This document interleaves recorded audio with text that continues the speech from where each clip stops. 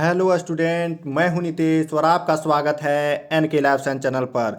तो यहाँ पर हम इस वीडियो में बात करने जा रहे हैं कि यूनिवर्सिटी इक्विवेलेंस होता क्या है। एक यूनिवर्सिटी का कोर्स दूसरे यूनिवर्सिटी के कोर्स से इक्विवेलेंट कैसे होता है, ये इक्विवेलेंट सर्टिफिकेट होता कैसे है, एक कोर्स दूसरे कोर्स से इक्विवेलेंट कैसे होता है और इसका बेनिफिट देखेंगे और इसका एक नुकसान भी देखेंगे। तो चलिए वीडियो को हम लोग शुरू करते हैं इक्विवेलेंस वर्ड का मीनिंग समझ के। तो यहाँ पर इक्विवेलेंट का मतलब होता है कि स्कूल में जो आपको सर्टिफिकेट मिला है या आप कोई भी ट्रेनिंग कोर्स किए हैं वो एक कोर्स दूसरे कोर्स से कैसे बराबर है, उसका वैल्यू कैसे बराबर है, उसका वर्थ कैसे बराबर है, वो फंक्शन में, काम में, जॉब पाने में या फिर किसी अदर एंट्रेंस एग्ज़ाम में अप्लाई करने के लिए सेम वैल्यू का कैसे है। तो यहाँ पर एक डायग्राम है, आप इससे समझ सकते हैं कि इक्विवेलेंट वर्ड का क्या मतलब है। आप यहाँ पर देखिए, ये बहुत छोटा है और ये उसके कंपैरिजन में बड़ा है, कंपैरिजन में बड़ा है, इससे ये बड़ा है कंपैरिजन में, लेकिन वेट दोनों का क्या है, सेम है। तो हम कहेंगे कि वेट के फील्ड में, वेट यदि हम वेट को बेसिस मानते हैं तो यहाँ पर ये दोनों इक्वल है, दोनों एक दूसरे के इक्विवेलेंट है। लेकिन साइज में ये क्या है, बराबर है क्या, नहीं, साइज में ये इक्विवेलेंट नहीं है, पर वेट के फील्ड में ये दोनों एक दूसरे का इक्विवेलेंट है। तो मैं समझता हूँ कि इक्विवेलेंट वर्ड का मीनिंग आपको क्लियरली समझ में आ गया होगा। अब चलिए मैं एजुकेशनल सर्टिफिकेट के आधार पे आपको समझाता हूँ एग्जाम्पल देके कि इक्विवेलेंट होता क्या है। यहाँ पर आप देख सकते हैं कि बीएससी है, बीकॉम है, बीए है, बीटेक है, ये सारा का सारा सर्टिफिकेट इक्विवेलेंट है। लेकिन क्या ये सभी सर्टिफिकेट में सेम चीज़ पढ़ाया जाता है? नहीं, सभी कोर्स में अलग अलग चीज़ पढ़ाया जाता है, लेकिन इसका जो लेवल है वो सेम है, एक दूसरे के इक्विवेलेंट है। लेवल के कंपैरिजन में सब इक्विवेलेंट है। कैसे इक्विवेलेंट है?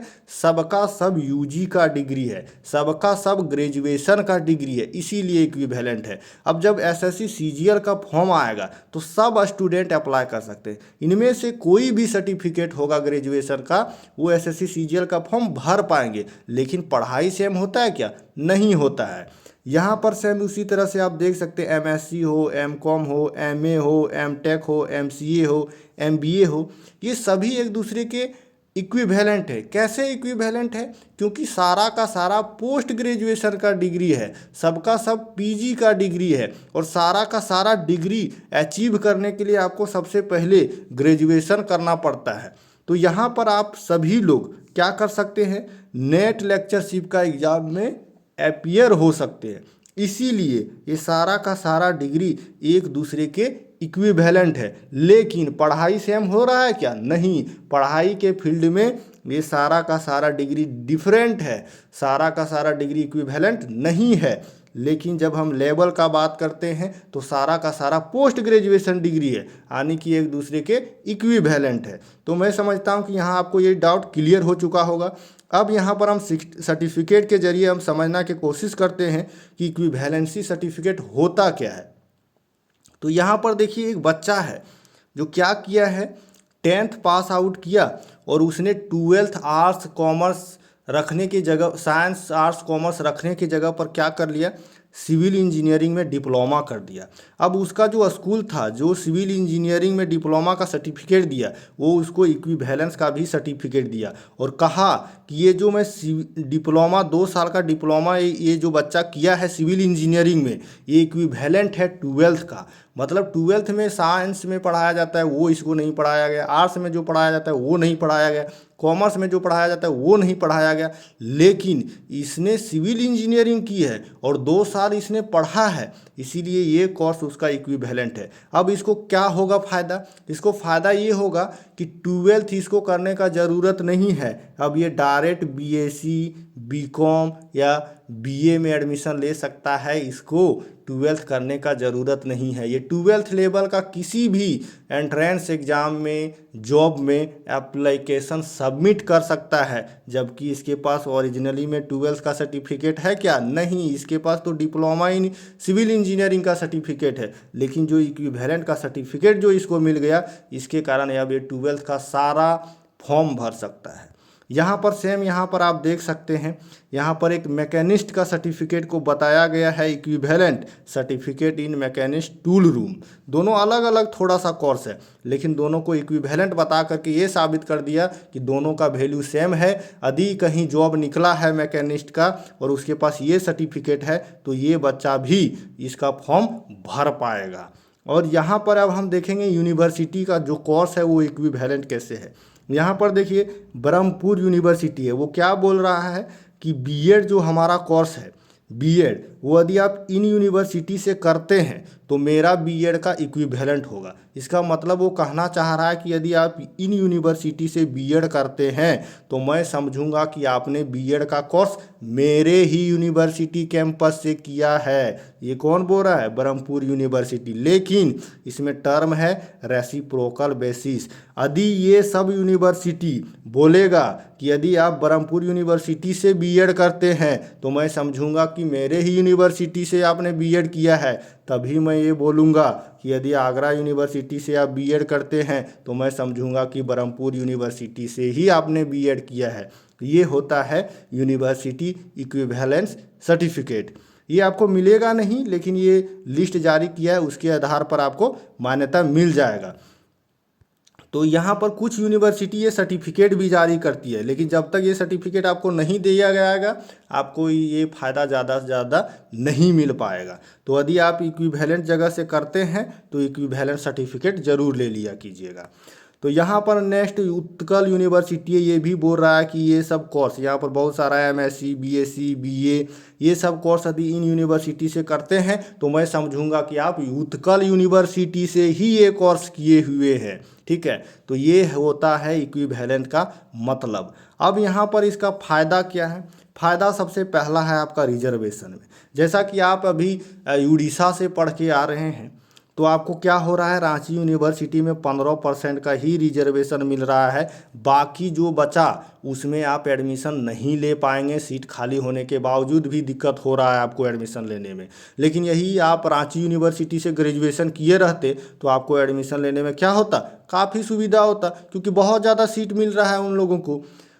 तो यदि कह दे रांची यूनिवर्सिटी कह दे कि नहीं, आप उड़ीसा का किसी भी जगह से बीए, बीएससी, बीकॉम करके आते हैं तो मैं समझूंगा कि आप रांची यूनिवर्सिटी में पढ़े हैं, तो क्या होगा, आपको इससे बाहर करके आपको सेम ट्रीटमेंट मिलेगा जो रांची यूनिवर्सिटी का ग्रेजुएट स्टूडेंट को मिल रहा है। यानी कि आपको इस 15% में लड़ने का कोई ज़रूरत नहीं। अब आप रांची यूनिवर्सिटी से जो ग्रेजुएट किया है उससे लड़ेंगे, क्योंकि खुद रांची यूनिवर्सिटी बोला है कि जितना भी उड़ीसा का यूनिवर्सिटी है वो मेरा इक्विवेलेंट है। और यदि वहाँ से बीएससी आप करते हैं, एमए करते हैं, एमकॉम करते हैं, सॉरी बीकॉम करते हैं या बीए करते हैं, बीएससी करते हैं, तो मैं समझूंगा कि आप रांची यूनिवर्सिटी से किए हैं।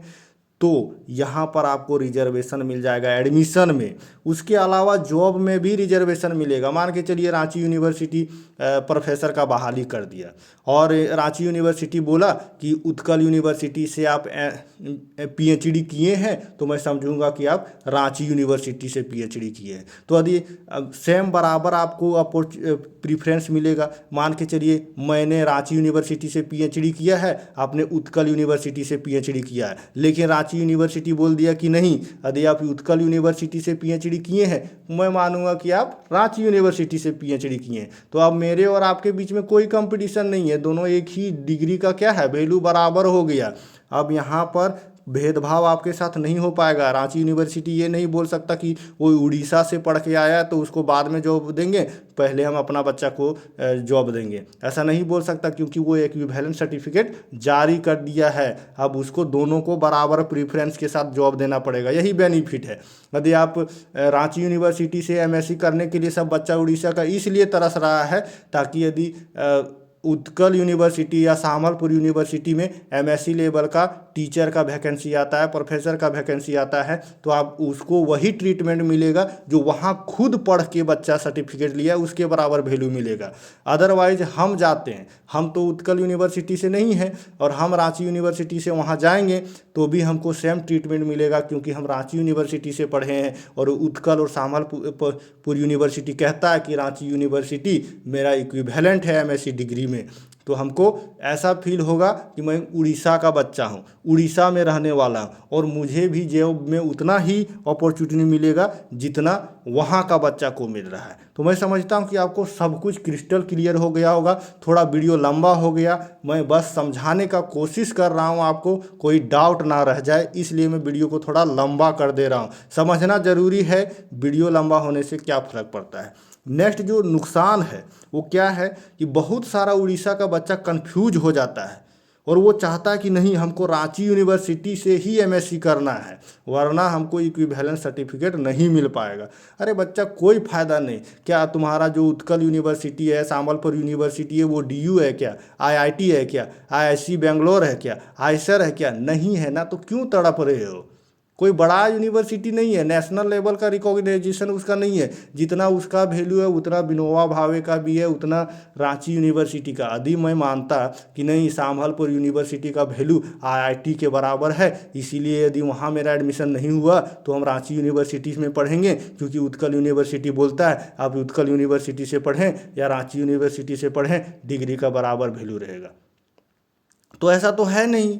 आपका उत्कल यूनिवर्सिटी का सर्टिफिकेट का जितना वैल्यू इंडिया में मिलेगा उतना ही आपका रांची यूनिवर्सिटी का मिलेगा। हाँ, यदि आप आईआईसी बेंगलोर से करते, आप आईआईटी से पढ़ते, आप दिल्ली यूनिवर्सिटी से पढ़ते, आप ये बनारस हिंदू यूनिवर्सिटी से पढ़ते, तब होता कि नहीं, ये सर्टिफिकेट का नेशनल लेवल का वैल्यू है तो हमको यहीं पर एडमिशन लेना है। आप लोग झटपटाइए मत, आप लोग परेशान मत होइए। इस इक्विवेलेंस से कोई फ़ायदा नहीं होने वाला है। बस इतना फ़ायदा होगा कि यदि आप उड़ीसा का संबलपुर यूनिवर्सिटी में ही प्रोफेसर के लिए अप्लाई करेंगे तो थोड़ा सा आपको प्रीफ्रेंस मिल जाएगा। क्या प्रीफ्रेंस मिल जाएगा? मान के चलिए आपका भी 80% है और दूसरा बच्चा है उसका भी 80% नंबर है, तो आपको बोलेगा कि नहीं, ये इक्विवेलेंट यूनिवर्सिटी यानी कि रांची यूनिवर्सिटी से एक बच्चा मान के चलिए विनोबा भावे यूनिवर्सिटी से गया 80% लेकर के, और एक गया रांची यूनिवर्सिटी से 80% लेकर के, और दोनों ने अप्लाई किया है उत्कल यूनिवर्सिटी में।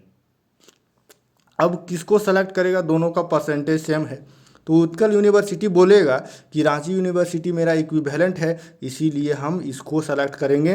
तुम विनोबा भावे से आया है, तुम्हारा इक्विवेलेंट नहीं है, इसीलिए हम तुमको सेलेक्ट नहीं करेंगे। लेकिन यदि 82% है विनोबा भावे यूनिवर्सिटी का और इसका 80% है रांची यूनिवर्सिटी का, तो अब यहाँ इक्विवेलेंट वाला कुछ काम नहीं करेगा, यहाँ पर अब विनोबा भावे वाला को ही प्रोफेसर बनाएगा, समझे?